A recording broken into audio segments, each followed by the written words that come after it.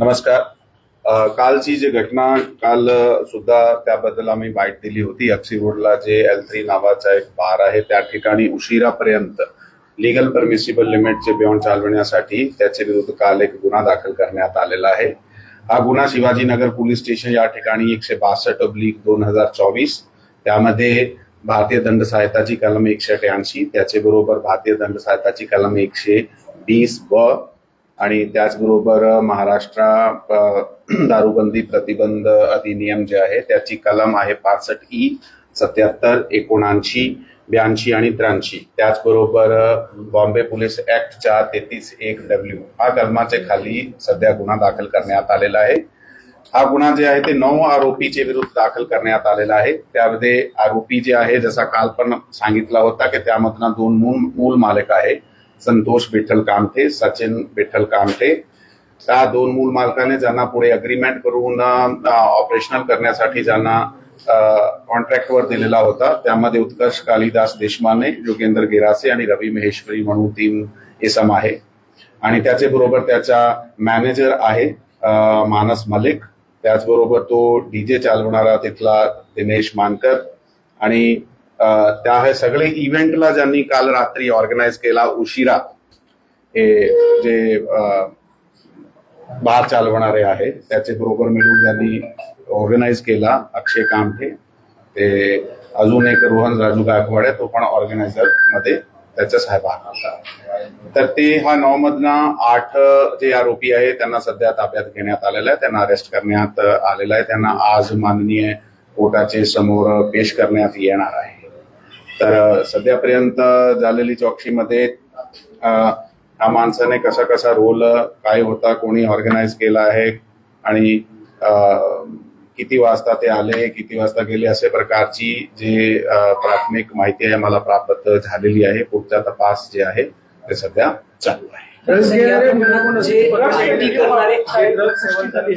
हो, जे व्हिडिओ आपल्याला त्यामध्ये दिसते, व्हिडिओचा पार्ट म्हणून दिसते, त्याबद्दल ते इन्व्हेस्टिगेशन सध्या चालू आहे. हे जे लोकांना आता अटक करण्यात आलेलं आहे त्या लोकांकडून तीच विचारपूस चालू आहे की नेमके ते व्हिडिओमध्ये दिसणारे माणूस कोण आहे. त्याचे आम्ही लीड मध्ये आहोत आणि जसाही तो आमच्या ताब्यात आले त्याच्याकडून अधिक विचारपूस करून असे प्रकारचे जे काही पुरावे आम्हाला त्या ठिकाणी मिळाले आहे, त्या ठिकाणी आम्ही पंचनामा केला होता, त्यांना पण सुद्धा आम्ही सील करून सीए तपासणीसाठी पाठविणार आहे. जे काही आपल्याला तपासामध्ये निष्पन्न झाला त्याच्या आधारावर ते जे आहे ते NDPS किंवा संबंधित कलमाच्या खाली जे आहे कारवाई केली जाणार आहे.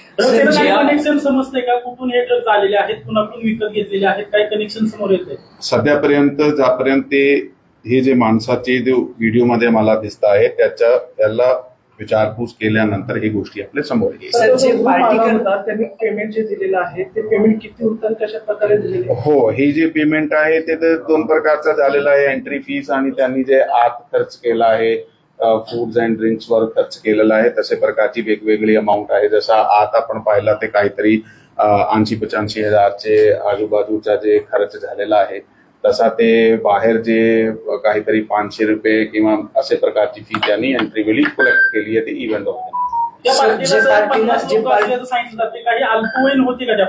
अल्पवयीन बद्दल आता ही अतिकिसित कोणत्या दुसरे एक ठिकाणी होते, दुसरे कोणीतरी बार रेस्टॉरंट मध्ये होते आणि तिकडे ते या ठिकाणी त्याची एंट्री त्यांनी खूप इन्फॉर्मल पद्धतीने केली आहे कारण वेळाचे उशिरा केलेली आहे.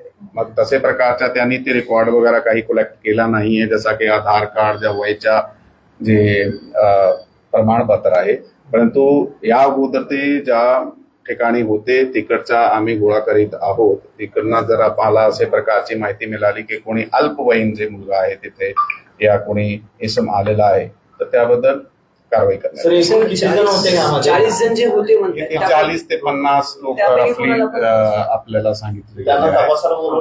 हो, त्यांना सगळ्याला तपासासाठी बोलतात. आयडेंटिफिकेशन कसं करणार? आयडेंटिफिकेशन व्हिडिओच्या बेसिसवर आहे आणि ज्या ठिकाणून ते आधी पार्टी करून आले होते तिथून आपण जे माहिती अधिक माहिती प्राप्त करून अशा प्रकारे त्याची माहिती गोळा करणार आहे आणि त्याचबरोबर आता जे अटक झालेले माणूस आहे त्याच्याकडून सुद्धा विचारपूस होऊन काही लोकांचे नाव निष्पन्न होत आहे. आधीच्या पार्टी आधी पण कुठे पार्टी केली होती काही काल? हो, हा अशा प्रकारची आता it is a matter of investigation. त्यामध्ये ते कुठून आले होते ते आता तपासाच्या मुद्द्यामध्ये निष्पन्न होत आहे. तसंही आमच्या पोलीस अधिकारी कर्मचाऱ्यांवर देखील कारवाई करण्यात आली, त्यांच्या कशामध्ये पाऊल उचलण्यात?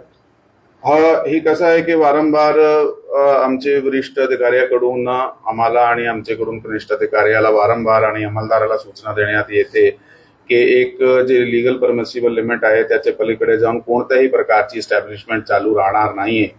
आता त्या रात्री जे काही अधिकारी आणि अंमलदार या विशेष एरियामध्ये रात्रगस्तासाठी होते त्याची हे जबाबदारी होती. त्यामधून काही हलगर्जीपणा झालेला आहे, ज्या लक्ष चुकला आहे त्यामुळे ते डिसिप्लिनरी ऍक्शन घेण्यात आलेलं आहे. यामध्ये 2 अधिकारी आणि 2 अंमलदाराला निलंबित करण्यात आलेलं आहे. पुढची चौकशी जी आहे ती आता सध्या चालू आहे. मागील महिन्यामध्ये याच बारच्या विरोधात काही तक्रारी आल्या होत्या, स्थानिकांनी त्या तक्रारी केलेल्या होत्या, त्याबद्दल काही चौकशी केली आहे का? त्या चौकशी पोलीस स्टेशनकडे सध्या पोलीस स्टेशन आणि जिल्हाधिकाऱ्यांकडे दोन्ही ठिकाणी या तक्रारी केल्या. पोलीस स्टेशनकडे सध्यापर्यंतची अशी तक्रारीची नोंद जी आहे ते आम्ही अधिक चौकशी करून चेक करतोय, पण सध्यापर्यंत ती माहिती आमच्याकडे प्राप्त नाही.